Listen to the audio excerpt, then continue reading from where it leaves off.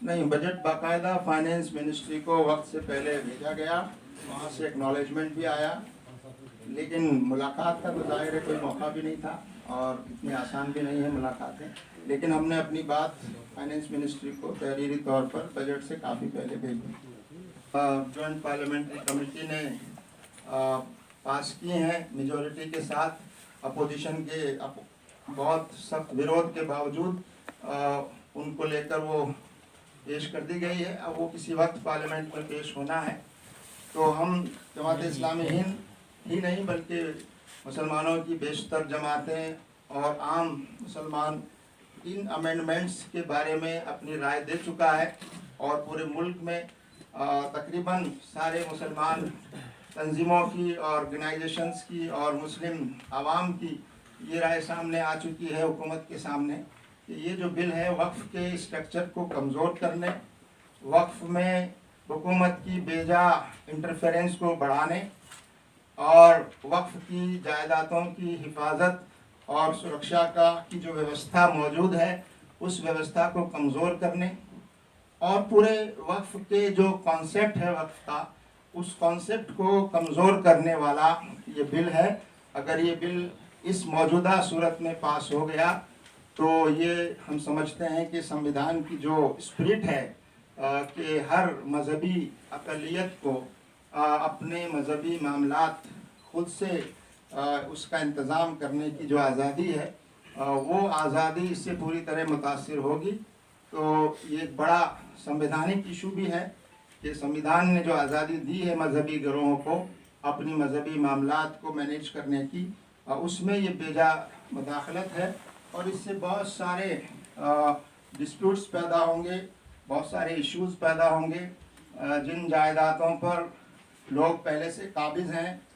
और हुकूमतें काबिज़ हैं, स्टेट और सेंट्रल गवर्नमेंट भी कई जायदादों पर काबिज़ हैं, तो उनसे कब्ज़ा छुड़वाना मुश्किल हो जाएगा। और वक्फ बाय यूज़र का जो कॉन्सेप्ट है उसको ख़त्म करने के बाद बहुत सारी चीज़ें जो वक्फ की जो जायदादें हैं वो डिस्प्यूट में आ सकती हैं और उससे और ज़्यादा मसाइल पैदा होंगे। तो हम अभी भी हुकूमत से ये कहते हैं कि वो इस बिल को पास ना करे, इसको वापस ले और जो मौजूदा बिल है, जो मौजूदा वक्फ के जो नॉर्म्स और जो बिल अभी तक मौजूद है उसको इफ़ेक्टिवली लागू करें और उसके ज़रिए से इसको मजबूत करने की कोशिश करें। तो ये 3 इश्यूज़ हमने आपके सामने रखे हैं। देखिए, जब हुकूमत बता नहीं रही है, छुपा रही, इसका मतलब साफ जाहिर है कि जो आंकड़ा पेश किया जा रहा है उससे कहीं ज़्यादा नुकसान, जानी नुकसान हुआ है, इसमें तो कोई शक नहीं है। लेकिन एग्जैक्ट आंकड़ा बता पाना हमारे लिए तो मुमकिन नहीं है। लेकिन ये कि जो बातें आ रही हैं इससे जो बताया जा रहा है उससे बहुत ज़्यादा मौतें वहाँ पर हुई हैं और इसीलिए मुतालबा कर रहे हैं कि हुकूमत जो है वो ट्रांसपेरेंट हो और सही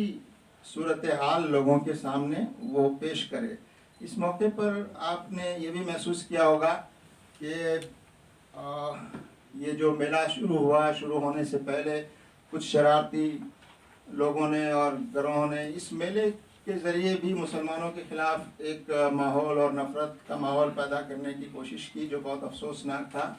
लेकिन इस वाक़े के बाद जिस तरह से प्रयागराज के मुसलमानों ने खुले दिल के साथ वहाँ जो पीड़ित लोग थे, जो परेशान लोग थे, उनको पनाह दी, उनको मस्जिदों में, दरगाहों में ठहराया, उनके लिए खाने और रहने का इंतज़ाम किया, मैं समझता हूँ कि ये हमारे मुल्क के लिए और इस मुल्क के आवाम के लिए एक बहुत बड़ी मिसाल है और इसी से हमारा जो मुल्क है उसका जो समाज है वो इससे और मजबूती पैदा होगी। तो इसको ज़्यादा से ज़्यादा आप लोग भी और ज़्यादा इसको हाईलाइट करने की कोशिश करें। नहीं, बजट बाकायदा फाइनेंस मिनिस्ट्री को वक्त से पहले भेजा गया, वहाँ से एक्नॉलेजमेंट भी आया, लेकिन मुलाकात का तो जाहिर है कोई मौका भी नहीं था और इतनी आसान भी नहीं है मुलाकातें। लेकिन हमने अपनी बात फाइनेंस मिनिस्ट्री को तहरीरी तौर पर बजट से काफ़ी पहले भेजी। देखिए, इसको हम हमारी हुकूमत की डिप्लोमेटिक फेल्योर मानते हैं कि हमारी सरकार को जो कुछ इस मामले में करना चाहिए था शायद वो नहीं कर सकी और उसके नतीजे में हमारे मुल्क के जो लोग वहाँ थे उनको जिस तरह से भेजा गया है,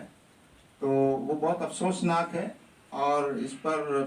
पूरे मुल्क में बहुत चिंता है। पॉलिटिकल पार्टीज भी इस पर आवाज़ उठा रही हैं और जमात भी समझती है कि हुकूमत को इस बारे में जो डिप्लोमेटिक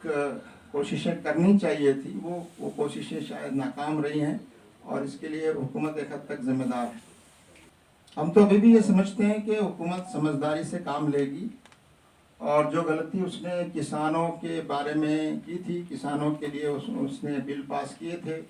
और जब किसानों का विरोध हुआ और जिनसे संबंधित वो बिल था उनको आपत्ति थी और पूरे देश में जब किसानों ने अपनी नाराज़गी जताई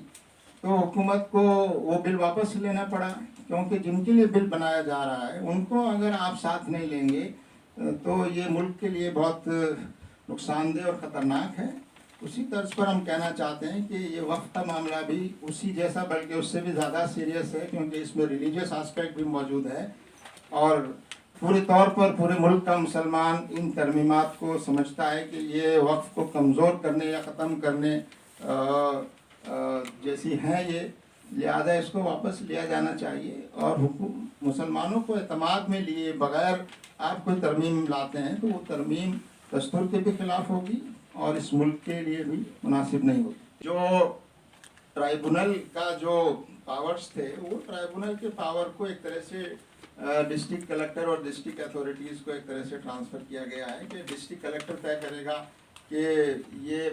इस प्रॉपर्टी का जो टाइटल है या इसमें जो डिस्प्यूट है वो किसके हक में, तो ये एक बहुत बड़ा वो है। दूसरा जो सीईओ का जो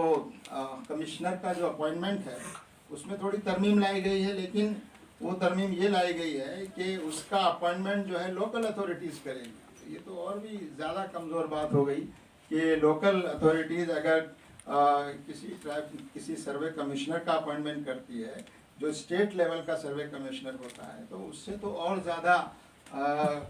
पक्षपात होने का ख़तरा और बढ़ जाता है। जी, तो बहुत बहुत शुक्रिया।